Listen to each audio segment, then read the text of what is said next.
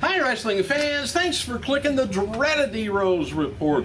WWE sent out the following news announcement that Tuesday's SmackDown taping from the World Arena in Colorado Springs has been canceled due to ongoing wildfires in the area. WWE is now to be holding a double taping of on Monday from the Pepsi Center, Denver, Colorado. All right, Wade Barrett, by the way, is ready to return, get back to action. With WWE officials are working on, just how they want to bring him back. Barrett was in line for a major push when he went down to an injury several months ago, and sources report that he'll get that same push when he gets back.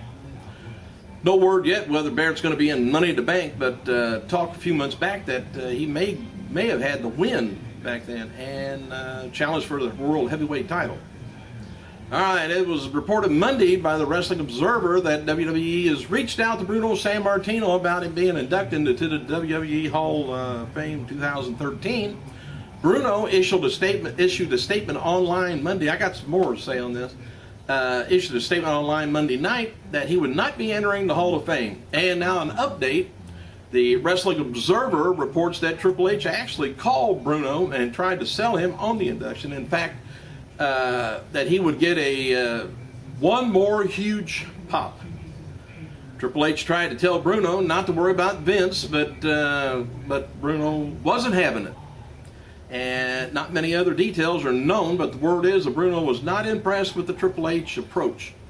Now, I wish Bruno would have a second thought on this, because there's a lot of Bruno fans that we would like to see him. We'd like to see him inducted. Maybe he's got his own personal reasons, personal vendettas. It's nothing to do with us, the fans, Bruno. Let us see you.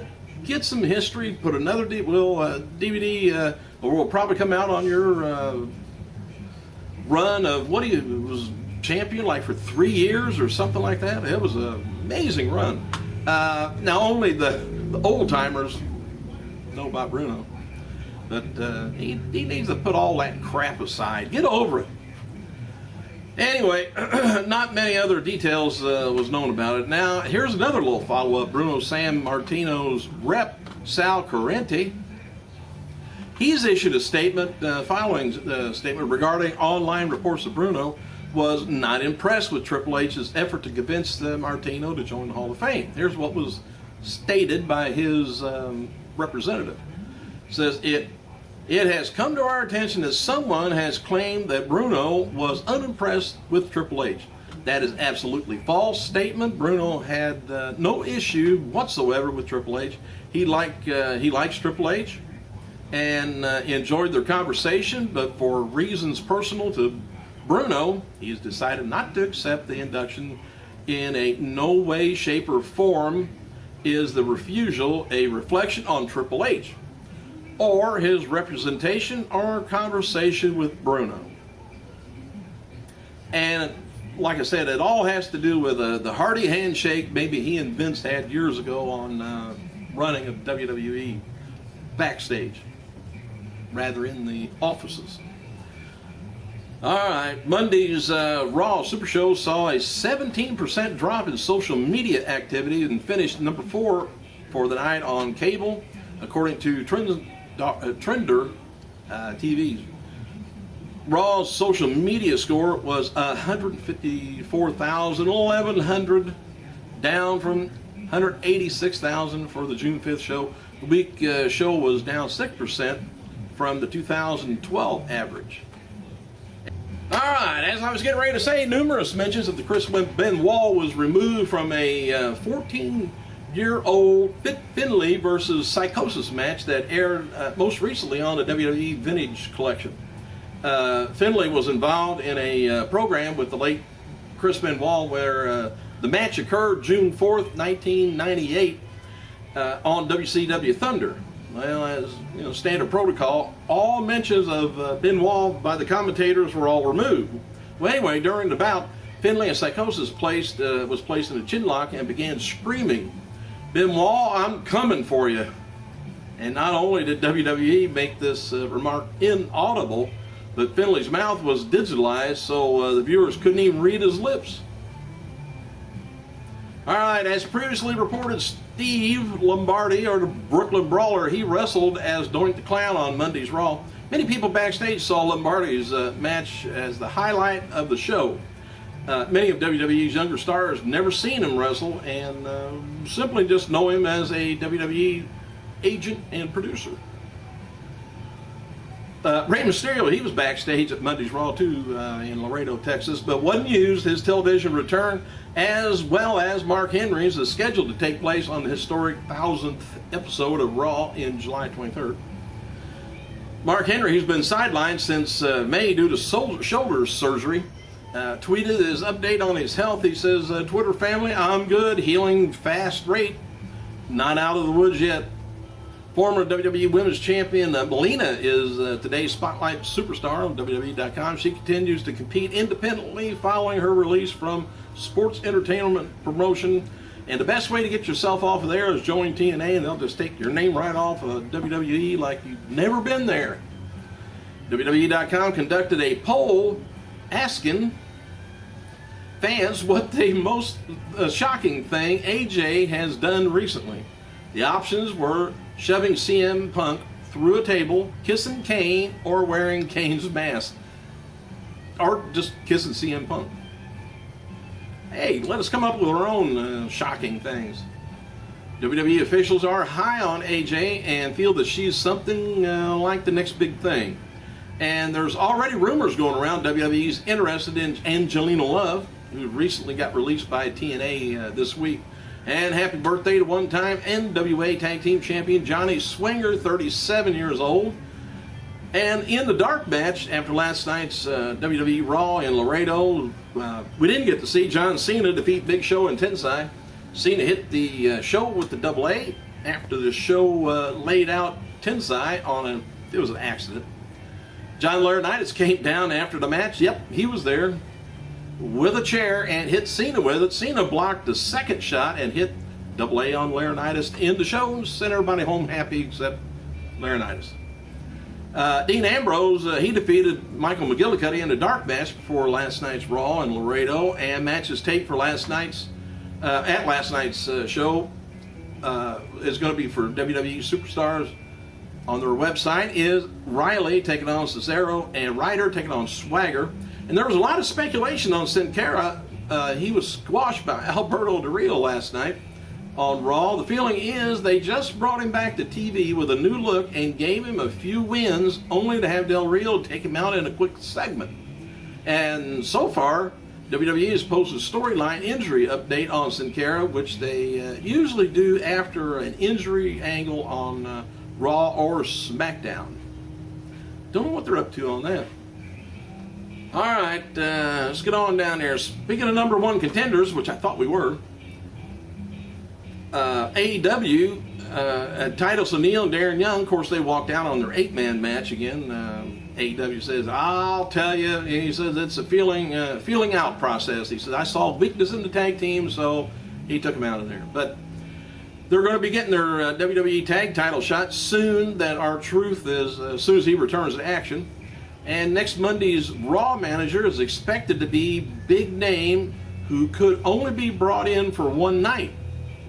Next week's SmackDown general manager will be decided in a battle royal on tonight's live Great American Bash special, leaving a GM spot open for Monday.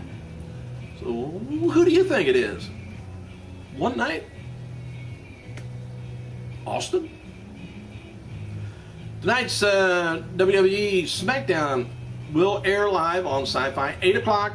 Please make a note of it, from the American Bank Center, Corpus Christi, Texas. Tonight's show is going to have the Great American Bash type theme. Hang on a second, let me get this over here. So it's confirmed there's going to be a 20-man battle royal with superstars and it's the usual suspect. WWE is going to be holding Money in the Bank qualifying matches, and acting general manager Teddy Long has booked WWE Diva Champion Layla taking on, and Khali taking on Oksana and Cesaro. Advertised locally, John Cena again taking on Big Show and Laurinaitis. We won't get to see it.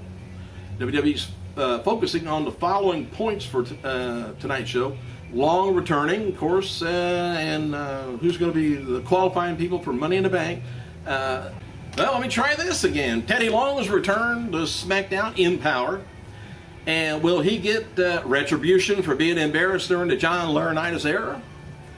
Will an upcoming star qualify for Money in the Bank match? What weight will Cody Rhodes' Money in the Bank protest carry with the board of directors? And Dolph Ziggler, will he be redeeming himself after losing with Vicky Guerrero to AJ and Sheamus on Raw? That's some of the highlights they said is going to go on tonight. PWI reports that a new documentary on Extreme Championship Wrestling is going into the final stages of production. This DVD is unique because interviews were conducted as far back as 2001 when ECW originally shut down. And some of the interviews show that the talent talking when they were upset about ECW going bankrupt.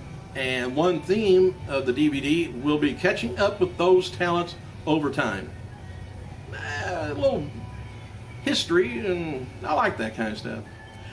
Anyway, more details going to be released soon about the documentary featuring over 50 hours of footage and over 50 interviews with former ECW wrestlers, personality, fans, and writers. Eve Torres is Made Woman's Magazine's Woman of the Month. Their article looks at Eve's projects in and outside the ring, talks about being a role model for women. Are we talking about the same Eve Torres? Okay. They noted that Eve, a jiu-jitsu black belt, sees her WWE personality as a perfect extension of her mission because girls need to see female figures being strong.